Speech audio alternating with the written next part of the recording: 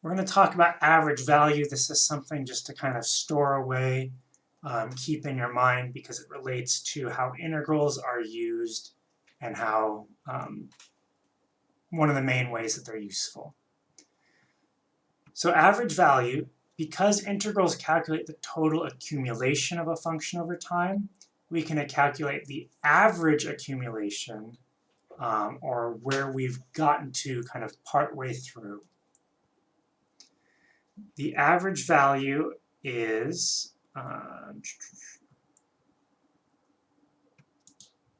sorry, skipped ahead on me. So the average of a function,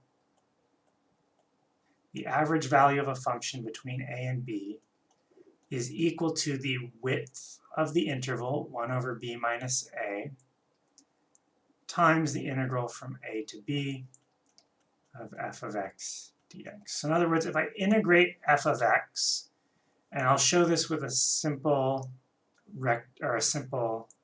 diagram first. So if this is my f of x, the area is going to be the area of this triangle. But if I divide that area by a width of b minus a, then that's functionally giving me a rectangle that's half the height, which in this case is our average value. So that kind of roughly illustrates it. If it doesn't quite track, this is another thing that practice and talking through it with me in person will be more useful than kind of rewatching a video. So if you're kind of feeling shaky on it, that's fine. We'll go over it together in class. So if a function is continuous, then we have this idea of the mean value theorem.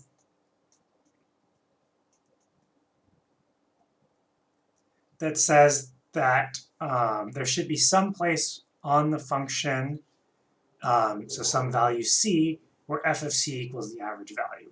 And this is just because if a function is going like this, whatever the average value of this entire function is, if I draw a line there, I obviously have to pass through that line at some point, because the average is going to be somewhere between the lowest value and the highest value.